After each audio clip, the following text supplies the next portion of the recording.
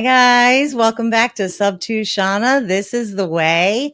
Today I have a fellow Subto community member, Jay Holder, with us. Jay's a podcaster. He's a Subto, Top Tier TC, and Gator community member. We have all three of those communities checked with him.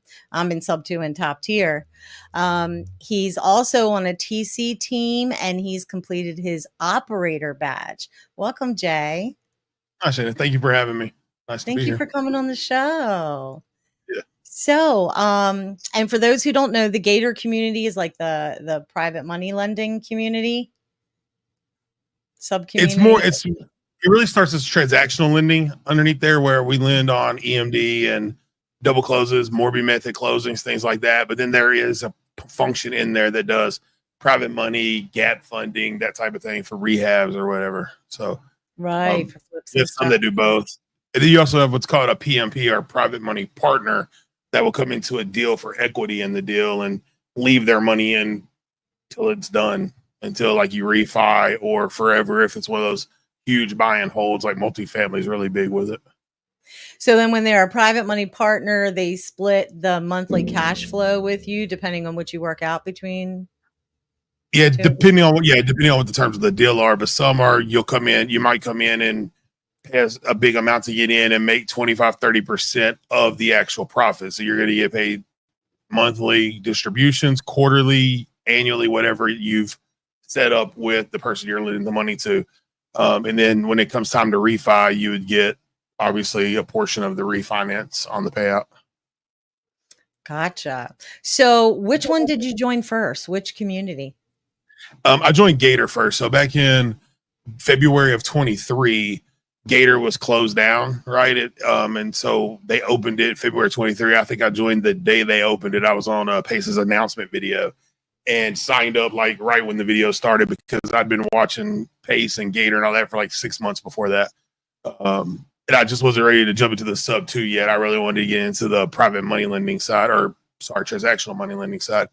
And so, I joined that and then started TCing like a week later. So it's crazy. And then Subto was last? I got into when I got into Gator, I started TCing deals literally a week after I joined Gator. And I didn't know what a TC was. I was doing it completely wrong as far as how you charge people and things like that. I missed out on a lot of money because I was taking like percentages and didn't know how many deals would close and wouldn't close. A lot better at that now, knowing, how a deal looks. But as we grew through, I joined Subto like 2 months later. Funny, I have an LLC with some partners, and we all joined Subto together as a team. And that's how I met my business partner in Finish Line, Jennifer Cortez. I actually TC'd a Gator deal where she was bringing a Gator in on a purchase her and her husband were making. And after that, we just started working together. And she was like, "Hey, if you teach me how to do Gator, I'll teach you how to TC Subto." So we were doing it back and forth. Then one night, like it was almost like the exact same time, we're like, "Hey, why don't we just become one company?" It was like, okay, why not? And it's been great. Okay, so you're partners with Jennifer. Yeah, so me and Jennifer are majority owners, and then we have two other partners. We have Jason Bates and January Batten. I know those names. Yeah. And that's another thing I love about these other two communities. Of course, I joined Subto first, and then Top Tier TC recently, but they all have the same kind of vibe, and they all like interconnect and work with each other and everything. So you said you found Gator first, and you found that like on social media or like. So I went down one night, I don't know, I think it was like October of 22. I was somehow got onto a Grant Cardone video that led to another Grant Cardone video that eventually 3 hours later, I was on Pace's videos. It just went down that YouTube rabbit hole one night when I couldn't sleep because I don't sleep. And I was able to, the algorithm got me, and I just started watching a bunch of Pace videos from, the older stuff, and then kept watching it, and then jumped in and it was mainly Subto, but then he started talking about lending. So I looked it up. I looked Pace lending, right? Google, and it pulled into his Gator videos. And I really liked the Gator lending aspect of it. Yeah. Yeah. So, what would you say your avatar is since you're doing so many things, or do you have like a handful of them? I think like my avatar is a weird one, you know. So like inside of top tier, we have our own avatars, right? And I think that mine is like the spider, the business avatar that can do multiple things in multiple locations. Because so I have a lending branch. I obviously have a TC branch, but then I also have a buy and hold company. So I buy property, Subto, seller finance. I bought traditional. I've got 3 houses under contract right now, all going to close in the land trust with a different partner. And then I also I'm also in software. So I own a software company. I'm a partner in a software company. We just closed last month. And so I have a lot of things going on in different businesses, just trying to be diverse, but they all tie back into the central thing of things I'm learning. And one of them is like, I focus on my lane and I try to stay in my lane and not cross lanes because I partner with everybody that I do. I don't own one business alone because there's no way I can. I'm not a guy who can run a business by himself. I need that extra person out there to make sure I don't do things the wrong way on certain areas. And then I'm the balancing act on the other side. So I'm sensing a streak of visionary running through you. Yeah, I think depending on the type of business, right? I think that like for RTC business, while I do some of the visionary stuff, I'm more of the guy who's on the operations side and the integrating side saying this is the tech we need. This is how we need to implement it. Like we use Monday in our finish line. And I built the entire Monday board. I built all the integrations. I'm rebuilding it again because I actually want to break it down even more to make it more simpler. We're trying to do some things with clients where clients can actually have their own board and see everything. And so from that side, yes. But then from my other businesses, like my buy and hold business, I'm the guy who reads the contracts. I'm the guy that does the money side. My partner goes and he finds the deal. He comps the deal, makes sure it's going to be a good deal. And then we buy it and it's worked out great for us. Then on the money lending side, it's me and my brothers that do the money lending out of our side. And yeah, I pretty much do the entire thing there. They just make sure they just put money in there whenever we need to. But yeah, we just all grow together. Nice. I love it. So, what kind of software program is it? And is it like a public software that people can get, or is it just for you guys? Yeah. So the software company I own it's actually not real estate at all. It's a marketing pay-per-click lead generation software that's all ran by AI, done for you. We're really business to business right now. We're moving into in fact, we're launching a campaign Monday to go more into the business to consumer side to have people like yourself, right, who may not want to build all the landing pages, build out all the copywriting, all of that. This will do it for you. All you do is post it. We're also working on a way to where you don't even have to do that, where it'll tie into a CRM and build it all out for you. And then you'll be able to, have a business in a box at a really good price. It was a great business when we looked at it, and the model was great. The revenue was great as was. And so we bought it because we got a really good deal on it. And it's been fun so far. It's fun learning too, because it's different than owning real estate businesses. Okay, I love that. So, for anyone who's interested in Jay's software that he's talking about, you can reach out to him on his socials. We will let you know. We'll show you these socials on how to get a hold of Jay again later on towards the end of the episode.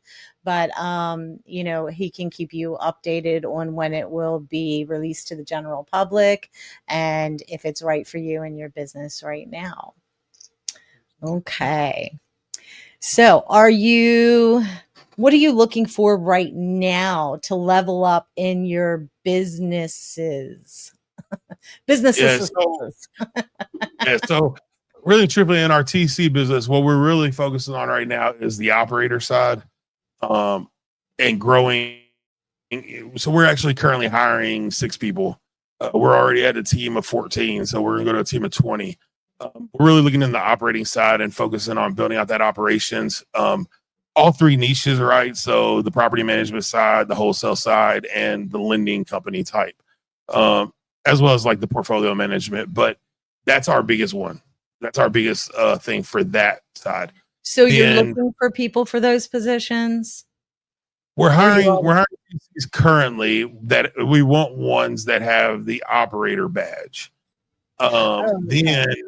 Then outside of that, I personally have partnered with a couple of lending companies to help them with their operations, help them streamline how they get in, how they bring in deals, how they fund deals, how they track deals.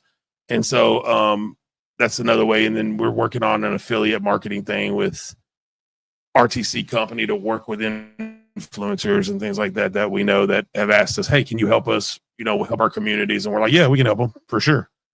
So that's the way we're trying to grow on the TC side. And then my buy and hold, like I said, our goal was me and my partner's goal at the beginning of the year was to close on 20 doors. Well, about 3 months later, we were like, you know what? Let's not close any doors. Let's try to get our process streamlined.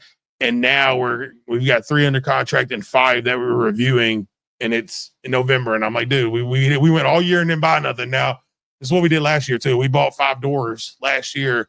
From August to January, we bought 5 doors, which isn't a lot to a lot of people. But when you're just starting to buy houses, that's a lot. Because we were buying houses while we didn't have the other ones rented. Now all of our stuff's rented. It's good to go. But it's like, it's a lot, especially when we're pumping it in. We got a great money partner for 2 of our deals that we're buying. He was very intrigued by the way the numbers laid out. So, and then my other business is just getting it to keep growing. One of the things is we're in one of Dan Martell's mentorships for it because, he focuses on software and things like that. That's what he's known for. And so he has one called SaaS Academy. And it's a software as a service, academy. And a lot of people, probably your viewers will know, like Go High Level, right? Like that's a SaaS company. And so we're working with him and his team to help us grow that side of our that business that we have. Okay. And of course, the links to everything that's available are in the description for anybody who's interested as well.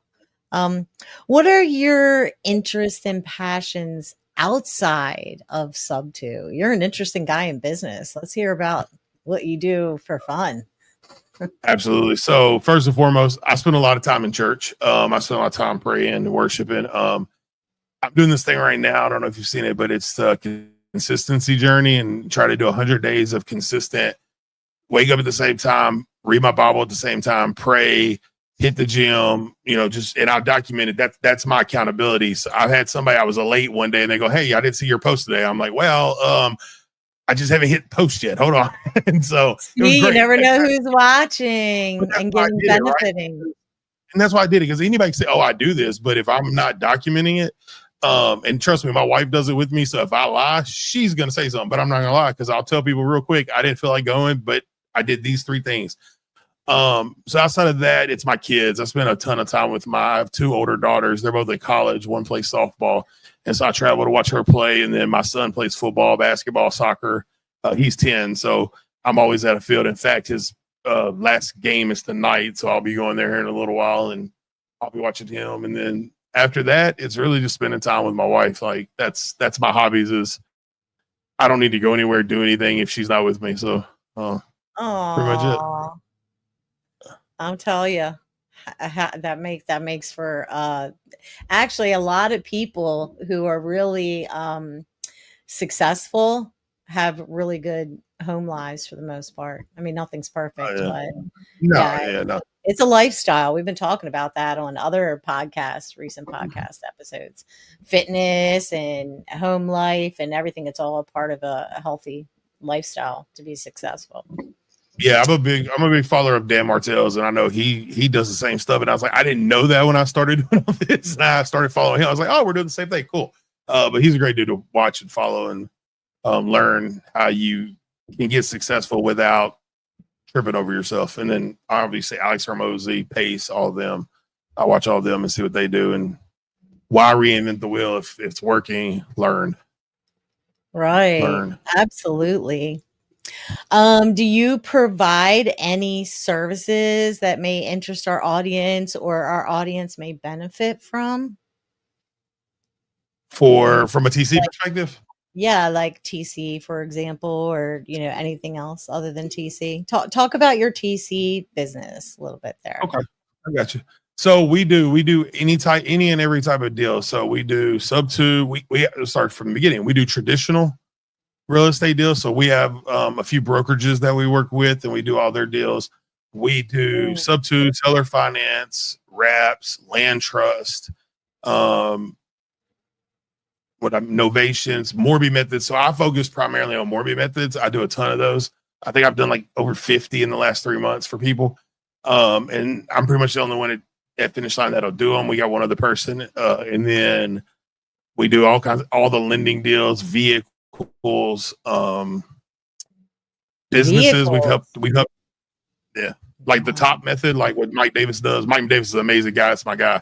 And so we help each other out a lot on vehicles and talk. And so I always tell people, like, if I can't do it, I send you to him. I have no problem sharing. Like, we did this yesterday, and he was like, dude, thanks. I'm like, man, collaboration over competition is solely built into me. Like, I will never, I'm not gonna say I will never, because that's bad. I could get in trouble if I say never, but I try not to compete to a point to where you're putting other people down or you can mess up. My goal and my team's goal and one of our core values is our job is to protect the investor in whatever it is at all times. And so if it means we turn down money because you're going to be safe, we turn down money. It's fine with me because it's not worth it. So I had this conversation with a client yesterday, how I explained to him, like, you're going to pay me to do this deal, but I'm letting you know now, I work for the seller. Jay works for the seller. You're paying me. You're the buyer. That's fine. But I work for the seller, and it's in my service agreement because I protect the asset. So in a lending deal, I protect the person who's giving the money. In a selling deal or a Subto deal or any kind of creative finance with a property, I protect the property, and I don't care how it works out. And it's never been a problem. I've had two times, I think, in 2 years where the person who paid me was very upset. I really get in trouble with connectors when I do that because they want to be involved in everything. I'm like, look, you're on the HUD. That's it. You don't need to. I need no from a connector. Micromanage the deal. And I have nothing against connectors. I've connected on deals. It's fine. But I'm not going to answer to you. I'm answering to the buyer and the seller. That's it. Or the lender and the borrower. That's all Jay's answering to. And then so outside of that, our operations side, like I said, we're building out that branch. I've been doing it for a little while, working with lending companies, lending people, helping them streamline their process, helping them make sure they have all their contracts set up. They understand, things like, so mutual release, right? We'll talk about that. Is I do a mutual release for every state. I don't care if it's a mutual release state or not. I do it for every state because what we've ran into doing it so long is you have title companies that want mutual release even if their state doesn't do it. And a lot of people don't know to ask that. How do we know? We figured it out when it happened to us, right? Like everybody else. But now I talk about it. I think I was on another podcast where I talked about how we had one that was tied up because they never told us they were going to require it. The person who did the deal, wasn't me, but the person who did the deal, they didn't ask about the mutual release because it was in a non-mutual release state. So they didn't think about it. And I could understand that. I understand that. And so we figured it out. We got it. It ended up going okay. Everybody got their money back. Everybody was happy. It was fine. But it's one of our things now where I say we do a mutual release everywhere. It's a document. If it's not used, great. If it needs to be used. For the newbies and for the people that don't really understand what a mutual release is, that's where both parties need to sign in order to get out of contract without any, right? So that's mutual cancellation. It's close. Mutual release is both parties or not both. The selling party has to sign to release the EMD back to the buyer, as long as it's done. Okay. Yeah. And so, usually the buyer, the one canceling, doesn't have to sign the mutual release, but on it's always the seller because they're the ones that if you go outside the inspection period, they're entitled to the EMD come into their pocket, right? And so we get that signed on the front end. I do a lot of things where I talk to title. I don't have one document for that. I talk to title and say, hey, what document do you want? And do you have a copy of it? Can you send it to me? And I go ahead and I go, hey, do you require an actual cancellation notice of a deal? And they're like, yes, we require the buyer and the buyer and the seller to both sign the cancellation. I'm like, cool. Can you send me your cancellation notice? And I have that signed at the beginning too, before my lenders ever wire EMD. We sign both documents. And they're sitting there and they sit in our file system. And when that EMD date hits and you wholesaler don't have a buyer and you're not going to go through the contract, I send them both in and nobody asks questions. But that's things that you learn as time goes on, or you work with experienced people who have done this a bunch, and you keep learning. Like we learn every single day. We're still learning regulations because we're having to learn more regulations because we are doing traditional deals. Right now we're focused mainly on like Connecticut where we're doing them because that's where that's where Jennifer is, and she's a realtor, so she's focused more in that area. But yeah, we are doing traditional, and so you have to learn all about regulations, what we can and can't do across the states. So usually when you're a regular transaction coordinator, you're working for realtors basically in one, maybe 2 or 3 states. But here in Subto, we go nationwide, and the top tier TCs not only have to know all these different types of deals, but also different, ways that different laws from different states and stuff like that.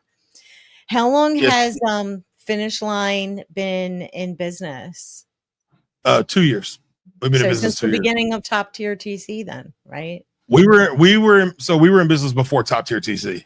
Right, the training program. We were in business before that. So I actually got my certificate while I was at the first community camp ever in Kalispell. So I actually I did my certification test while I was there and took it. But yeah, we were around before that, and that's one of the great things about Top Tier. When you hear Ashley and Molly talking about the old TCs, we didn't have really any training. We had Caleb Christopher, who was great. Like he was great to learn from, smart guy. But we didn't have any official training that says this is the way we're all supposed to do it. And so now we do, and it's great. That's why I tell everybody, like, Top Tier is great. You're going to learn a ton from Molly, obviously, and Ashley now is awesome to talk to and great to hear from. And I was going to go back. You were talking about how we do all 50 states. So our company also does Puerto Rico. Jennifer's actually done, I think, 10 deals in Puerto Rico because she's moving there in like 6 months. Tell anybody. Too late.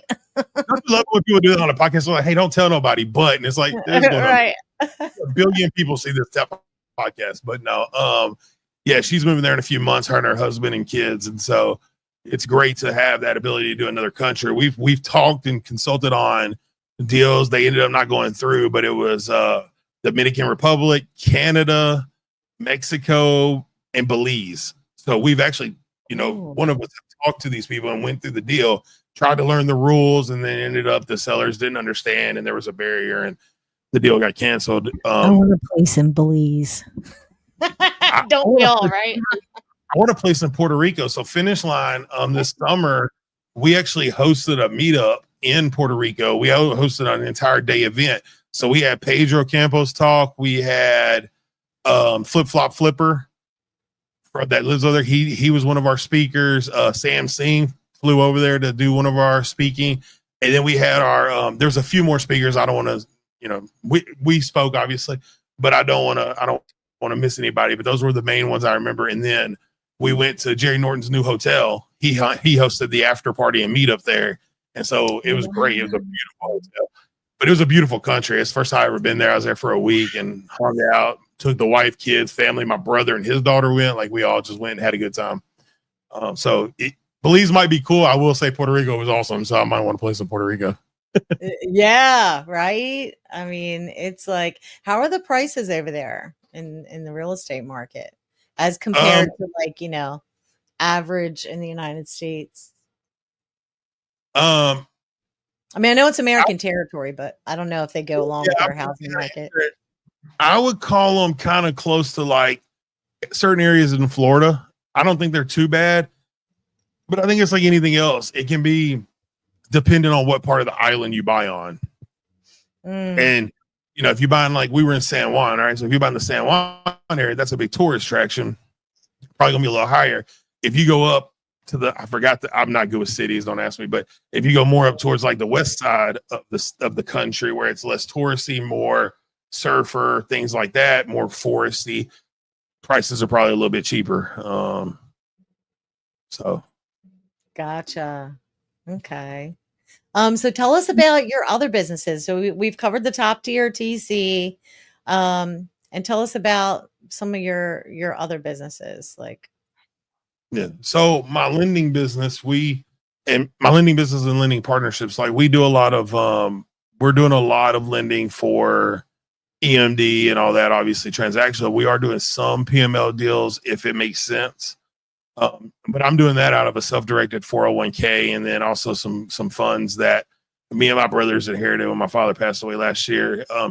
We took oh, that money. We decided to take that money and just invest it. In fact, we named our company after our dad so that we would just have a oh, memory. And it's doing really well. It's making enough for what they like. I'm one of those guys who keeps telling them like we can always lose it, but I'll make sure it's as secure as could be. And so that one, and then my buy and hold. Like I said, we've got 5 doors, and then we've got 3 under contract, 5 we're looking at. We're really looking for multifamily, but a lot of those doors they're single family home rentals. We do have one in Texas that we lease to an operator for a sober living, but it's still going through a transition and a build period to get people in. But it's that type of thing for us is for me. My side at sober living is one of those important things for me because it's helping people, right? And so we don't look at it as a moneymaker. As long as we're covering our bills on that house, we're good. But we do are try. you looking for So people to bring you properties? yeah, like if you can bring me properties, I'm and gonna. everybody always asks me, "What's your buy box?" We don't have a select buy box. We pretty much try to buy in Tennessee, Ohio, Indiana, and Texas, and Arkansas. We just bought one in Arkansas, and so Nice. that's where we try to. That's where we try to stay. That's where our houses are today. But we'll buy in other states. I just know like markets are flooded in like Florida. Prices are crazy. Yeah. So Flooded might not be these links right. are in the description. If you guys have properties you want to bring to Jay and his team, that's how to Yeah. get a hold of him. Um, okay. So and how many businesses did you have? You said I think it was like what, 3 or 4? 5. Yeah, 5. 5. Right. Okay. So we got the TC, we got your lending business. Um, you were just talking about how many properties you have, and people can bring properties to you if they're interested. You'll take Yep. a look at anything, see if the numbers make sense, right? Yeah. Yeah. And they can And also then reach out to you if they need to apply for transactional lending. Do you yeah, if only they want to, lending to sub 2 community members, or do you do lending to just I'll lend to anybody if it's a refundable transactional lend or a double close. I'll lend to, I don't care what group you're in. I'll lend to anybody. Because okay. here locally, we don't really have a lot of sub two. I think where I live, we have me and we have Greg Clark and Abel are the only ones I know in our area that are in the sub two group. And so I'll lend to anybody. And I live in the Memphis area, Memphis, Tennessee area. I'll lend I to was any gonna say wholesaler. Tennessee. I'll lend to any wholesaler here that needs the EMD as long as it's refundable and do double closings. I'll do all that for them here. I don't care. Nice. Good to know. And is there a vetting process they need to go through? Yeah, on the EMD side, like I am going to ask them some questions. Obviously, like how many deals have you done? Can you show me you can actually assign deals on a double close deal? The only vetting process for me is give me A to B contract and give me B to C contract. If you've got both of those, I just need the title company's number to make a phone call. That's all you need to do to vet a double close, honestly. Because now when somebody's like, "Oh, I got this house I want a double close on," I'll take that too if they don't have the B to C contract because I'm not wiring any funds until it's time to close. So it actually gives me more time to vet the title company and talk to the title company and make sure they understand like my funds don't go anywhere. They stay in one spot and then they come back to me. That's how it works. And Right. so, yeah, If I vet the things go title south, company. they come back to you, right? Yeah. Now, when we do PML deals, there's a ton of hoops to jump through with us to make sure that we're going to lend. I mean, Mhm. we set our lend very low. Like if we're in second position, adding our money to the deal, you can't be over like 72% LTV or loan to value for us. So if your house is worth 100 grand, you can't have more than 72 grand worth of loans, counting our loan. Some people will Right. go up to 80, and I'm like, well, I go 72. That's as high as I like to go. A lot of my partners for that one, I partner with people a lot to do private money because they got way more money than I do. And so a lot of them like to go, well, what if I want to lend in first position? How much is it going to cost me? And we'll do that too. And all they want me to do is advise them on what states to lend in for private money. So they go, hey, Jay, this person in California. I'm like, nope. They're like, you need to hear the deal. I'm like, nope. No, I don't. You're not lending to them. If you do, Jay's not doing the deal for you. Because it's Right. hard to get your money out of California. New York. Oh yeah. Illinois Yeah. is not bad. I do a lot of deals in Illinois for people. It's not that bad. If you're a landlord, it's horrible, but it's not that bad if you're lending. My favorite state to lend in is Georgia. Any non-judicial foreclosure state is the best one to lend in. Is Illinois as bad as like California when it comes to like being a landlord? Or from what I hear, and I have friends that'll probably see this that live there, they'll tell you yes, like landlord laws are horrible. If you don't know how to do them. So if you don't know how to write your leases correctly and things like that, you can really get in a lot of like trouble, right? You can get in a lot of problems in Illinois, but nothing is as bad as like California or New York as far as landlord laws go. I live in Tennessee area, so Tennessee, Arkansas, we got great landlord laws. Arkansas are so good that people misuse them, which I don't agree with either. Because again, I follow Christ, so I believe in ethical business. I believe in giving people what they need. And Arkansas, landlords can do a lot of stuff I can't believe they can do, but they can. Really? Like what? Tell us. So there's a rule in Arkansas, or not a rule. There's a thing in Arkansas that states if you rent a property, if I rent a property from you, it can state in the lease, and it's enforceable, that the property has to be returned in the condition that you rented it to me. So that can be used wear and tear. Well, that can be used to say if the air conditioning goes out, you got to fix it. I don't, because you have to give it back to me the way I want it. I gave it to you, and it was working when I gave it to you. And people argue this point. I've watched it happen to somebody in my church. I argued this point. I tried to help them on their behalf because I understand real estate, and this is how I learned this is a rule. And so when I got in there, I was like, that's not using the rule correctly. You shouldn't use it that way, but they can because they wrote it in the lease and they followed leasing rules. So Arkansas is very pro landlord. So do they think that you should live there using stuff and it won't have normal wear and tear, like an air conditioning, for example? So these are slumlords, right? So this isn't like your everyday person. Like the people who own this property, they're out of Florida, which even though they're out of Florida, I don't think they actually live in Florida. I think they live overseas. But when I talked to them, I was like, where do y'all live? And they tried to say somewhere in Florida. I looked it up. I was like, that city doesn't exist. Unless it's one of those like thumbnail cities. And then I'm like, how do you own a multi-million-dollar complex with a thumbnail city? That doesn't make sense either. Yeah. So when I was going through it with them, I was like, look, I understand you say the rules is right, and I can argue until I'm blue in the face, whatever, but it's still not right, and they don't care. And so it's one of those things where while it's allowed, it's not necessarily the thing that happens as a norm, right? So I don't want to say like it, that how they expect it, but I don't know. And what's funny is I just bought a house in Arkansas, and I'm like, man, I hope I get a good tenant. I'm not gonna be that. I cannot be that way ever. But like, I hope I get a good tenant when I rent that place out. Yeah. So what all states do you have properties in or are willing to have properties in? You said you just bought one in Arkansas, right? Yeah. Obviously, yeah. Tennessee. You like Puerto Rico, Texas. Yeah, Puerto Rico. Ohio. So we own some in Ohio. I like Ohio. What part of Ohio do you like? My son lives there. Oh, Columbus. We own a place. It's in Euclid, Ohio. A lot of people don't know where that's at. It's like 2 hours from Columbus. We just happened on a great deal and bought it, and then we were like, "Oh, this is awesome." And then we look in Indiana, like around Indianapolis area, because my business partner used to live there and he knows the area. And then I said Texas. That's where we own current property. We'll buy in Alabama, Mississippi, North Carolina, Georgia for sure. if it's the right deal. We were trying to buy. Me and my partner had a really great. We actually were Morby mething it.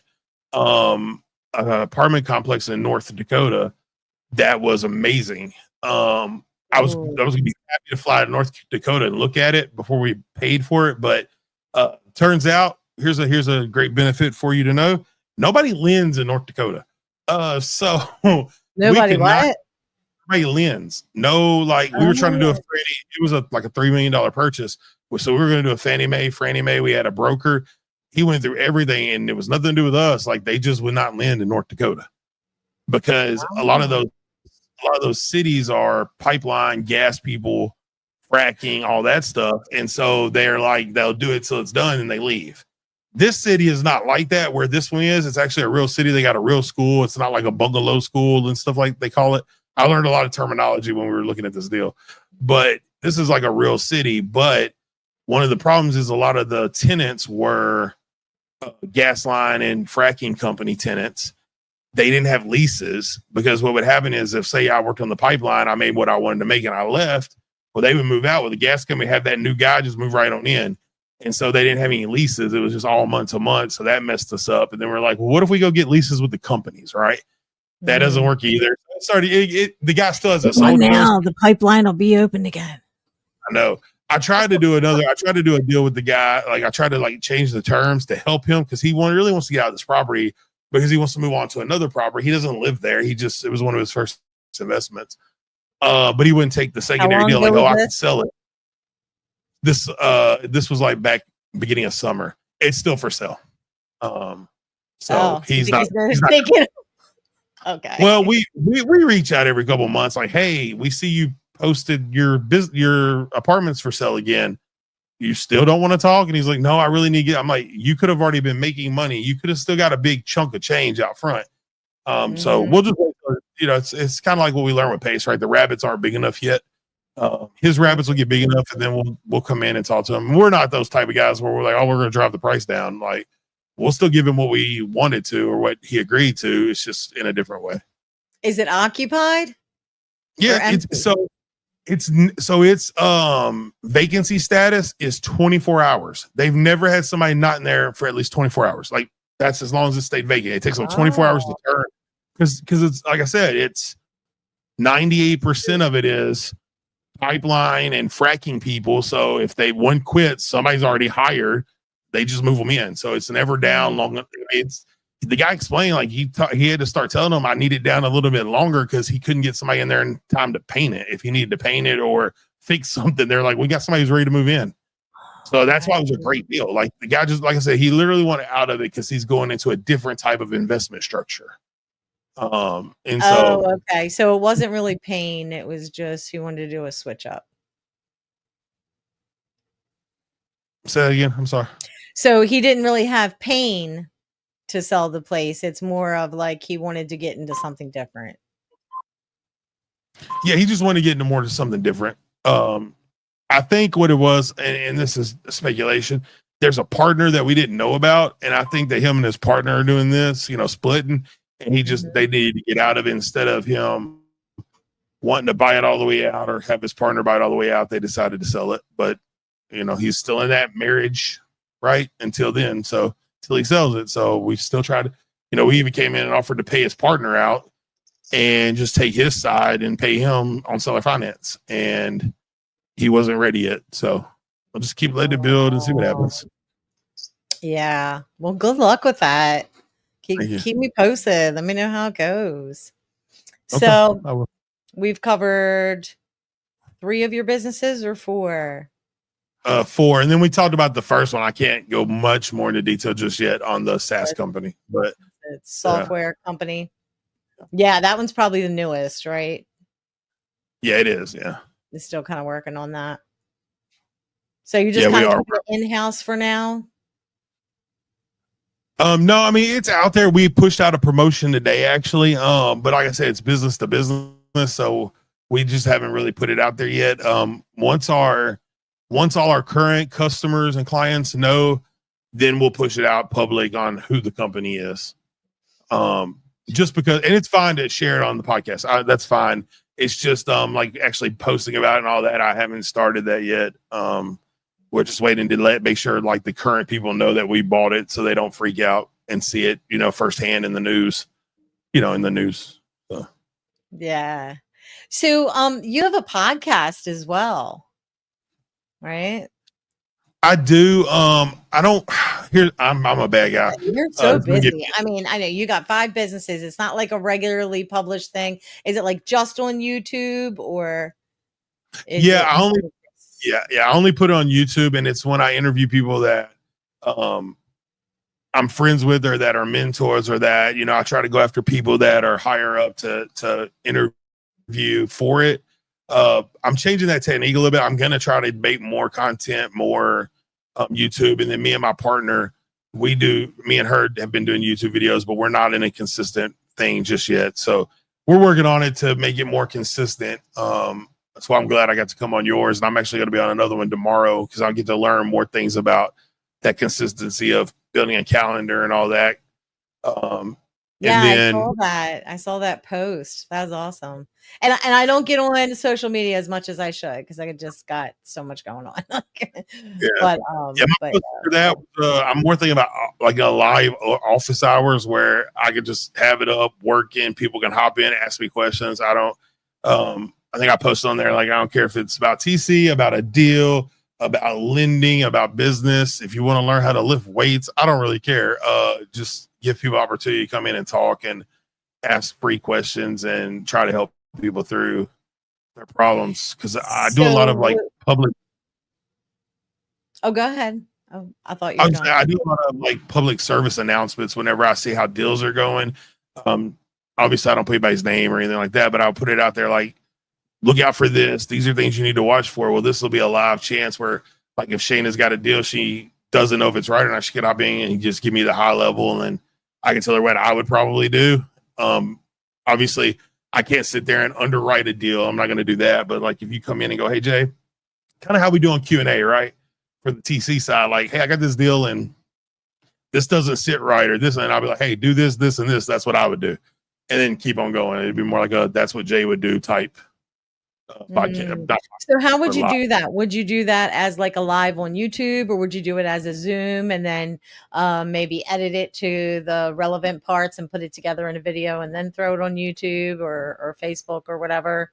Like, were you thinking like 1 day a week, or are you thinking like 2 or 3 days a week, or just randomly, or what?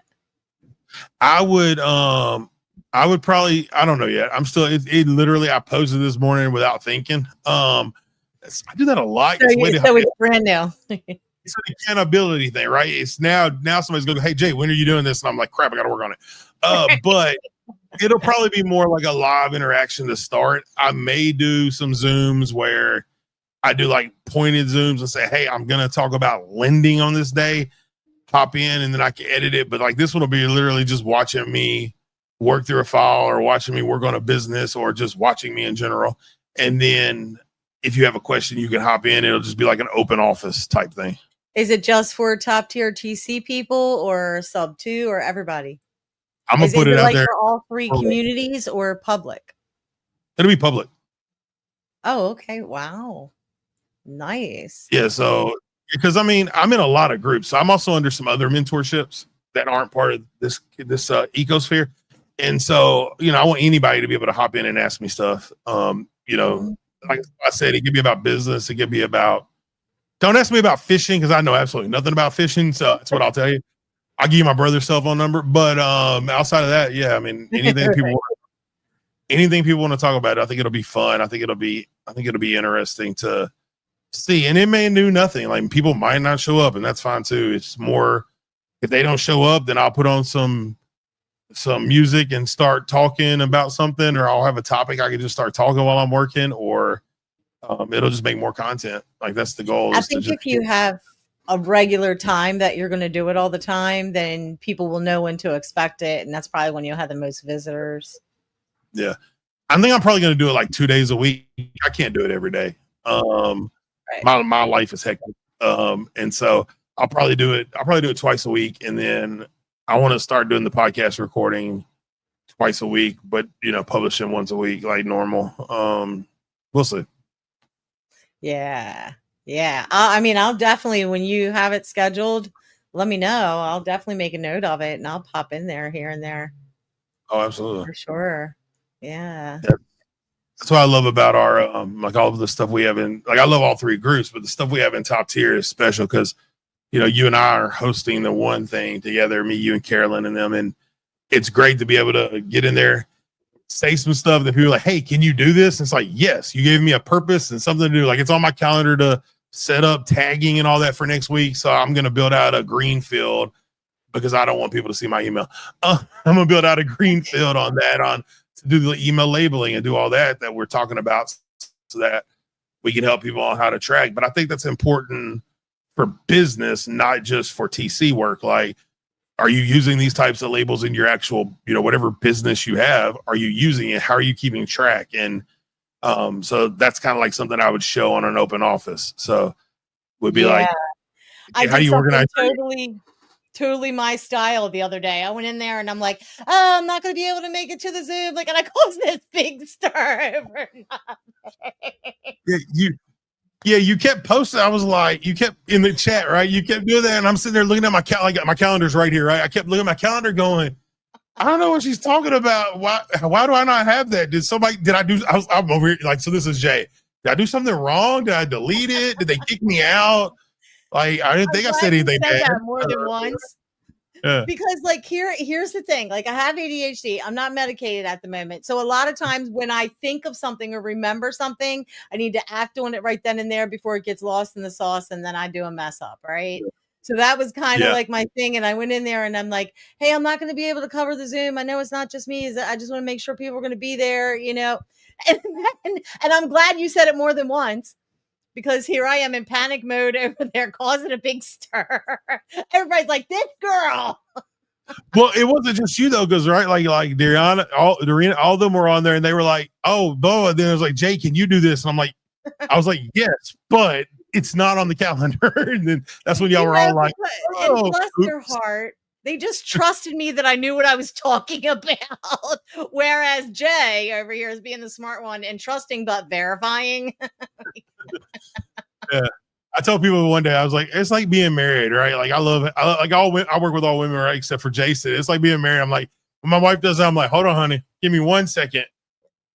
No, it's next week. She's like he owns the calendar.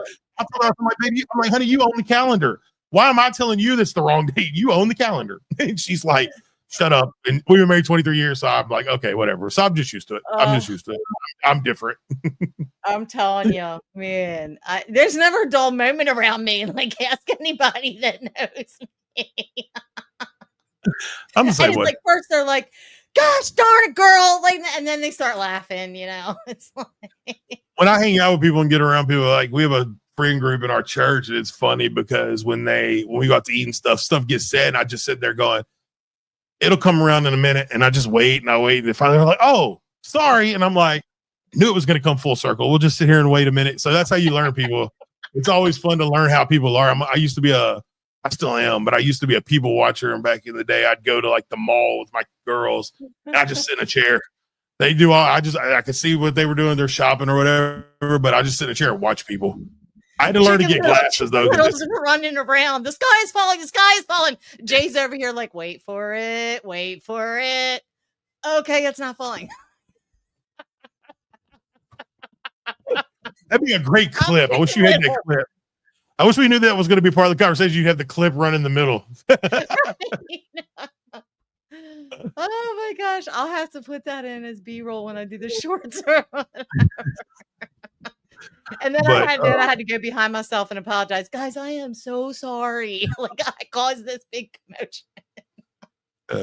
I thought it was hilarious. I was like, I'm sitting here, like I said, I thought I did something wrong. I was like, I done something wrong, got kicked out the group. But I didn't do nothing. I'm just wrong day. It's all good.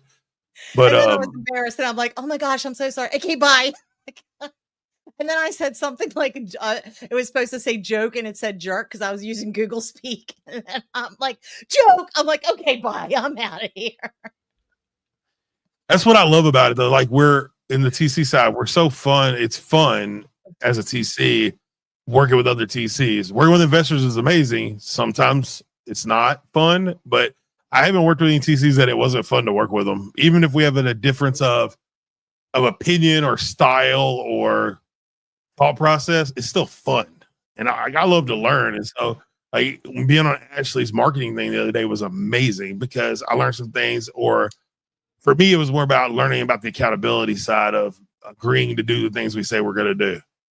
Because that's that's something I've been keep saying over and over. That's really, the season of my life I'm in. And the reality is hearing it over and over for me helps me. And so when I was in there and she was talking about marketing, so that stuff, I'm like, yeah, I do that. I understand that. But when she said that one thing, I was like, oh, was that yesterday? No, it was last week. That was the one. That's the one that caused us not to have the meeting Tuesday. It was the 29th. Where she did the marketing group. Yeah, I think I was there. I was in that one. You are. I? Yeah, okay, you are. Okay. See, we came back in circle.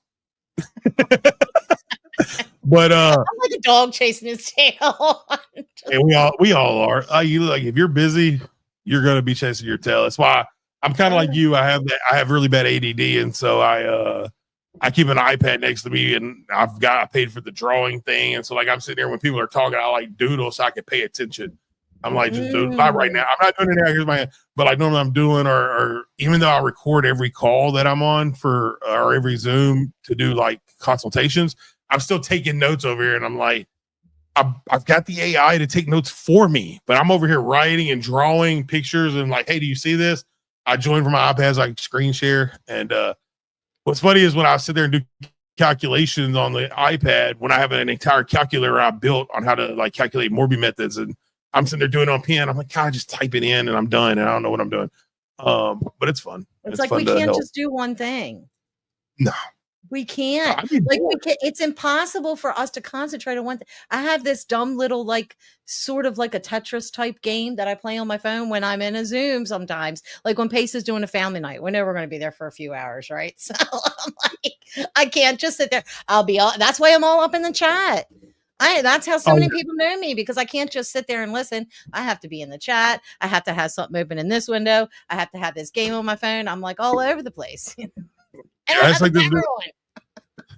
this new app I got on my phone or my watch. It's like it literally just said stand up, and I'm like, how do you tell it I'm in a podcast? Right? You're not the boss of me. Watch.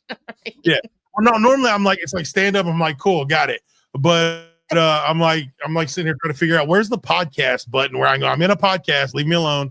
I don't have that. I got one outside my door so my kid knows not to bust in the room when he gets home from school. It says on air. Yeah, I have one of those too. Yeah, but I just keep that outside for the son. Like I said, I got a 10-year-old, so he'll just buzz there. Dad, guess what I did at school today? And I'm like, and also, and I'm not going to ignore him. He'll be on your podcast when he shows up. But it's funny. Fine. Yeah. But so I want to thank you for coming on the show. Do you have anything else you'd like to share with the viewers? No, I mean, if you're doing a ton of deals, a lot of flow, I tell people all the time, and I do this in my own interviews and stuff. Work with somebody. If you need help, work with somebody who knows what they're doing. I'm not going to tell you to work with me. I'm going to tell you to work with anybody that's trained, certified, shows you they can do deals. I think it's important. I think we've seen some posts recently where people had a TC or a TC company, and they're still having things messed up because they weren't the right ones. And luckily, this last one that I looked at, I was like, I've actually done a deal for that person. And I was like, it's not my deal because that wasn't the type of deal I did. It ended up being a predominant TC company. Not one of ours, not a top tier TC company. Let me specify that. They're not a top tier TC company. They're not top tier TCs. It's a company. And it was just funny. Like, I'm like, so what did you do to vet your TC? What did you do to vet your TC company? Did you look at the fact that they only charge $300? Because that's probably a problem. Like, I say this all the time. I get, do that. Yeah, people. I don't know how much they charge. I was just going on a number, but they charge less than normal TCs, but they also do different work, right? And so you don't want to pay more later because you try to save some money up front. Like I tell people, most of us are all in line at the same pricing. Things like that. So don't ever base your deal off pricing. Base it off track record. Base it off if you like them. I've got people who don't work with me because our personalities don't mesh, and that's fine. We have a client that works with my business partner because they line up better than I do, and that's fine with me. I'm good with that. I'm me, and some people don't like me, and it's fine. I can deal with it. But work with somebody that knows what they're doing. So that's why I tell everybody at everything when somebody says you got a thing for the audience, because I just want people protected. Like I really do want people protected. I've been on too many files or helped on too many files where people got scammed. And again, TCs cannot stop you from getting scammed. TCs cannot stop you from having to do on sale close called. TCs cannot do X, Y, and Z. We can't. Nobody can. I mean, even lawyers will tell you, oh, this won't happen. And it will, because another lawyer called a judge is the one who gets to make that decision. And so, but I can tell you, if we do it this way, you have a better likelihood of not having X, Y, and Z called or X, Y, and Z done to you. Or here's what I would do. So when I do things, I look at it from an investor side. Here's what I would do to protect my money, because I am an investor, right? Here's what I would do. Here are the 8 things I would ask for. And here's what I would require. And I've had some go, I don't want to do all that. I'm like, well, this is how I rate my risk, and this deal's too much of a risk, because I'd rather you tell people Jay wouldn't do my deal than for you to say Jay screwed up my deal. That's 2 different things. Now, don't get me wrong. I usually have the evidence to defend both of them, but it's easier to defend Jay turned my deal down than Jay broke my deal. And I had to deal, but Yeah, so that kind of there's 2 questions that I usually ask my guest at the end of the episode, and that kind of sounds like it fits into the one, if you have a piece of profound advice, unless there's something else that you want to say besides that. That was it. That was good. And then the other question is, what does success look like to you? Man, that's a great question. So I told you before, like I spend a lot of time in church. So the way I measure my success is how much more time can I use what God's given me to help other people. So I don't judge it. I don't judge about money. I don't care about money. I don't judge about money. I judge about how much time I get to spend with my kids, my wife, how much time I devote to, like I said, God, teaching people, discipling, reaching out, helping. I do a ton of that. Like that's what I do probably 80% of the time. And that's not biblically, I'm not boasting. I'm not doing that. I'm just answering the question that that's what success for me looks like, is like, do I have enough freedom, time or financial, to be able to help people the way God intended us to do when he gave us the Great Commission. Right. And so that's how I am. That's how I grade success. Money comes and goes, friends come and go, items break. I mean, but helping somebody get to the Lord and being able to follow God is like the biggest thing for me. I love that. Jay, I want to thank you so much for coming on the show. So hang back afterwards and we'll talk before we part ways. And Thank you so much for coming on the show. We'll see you again next time, guys. Thanks for coming.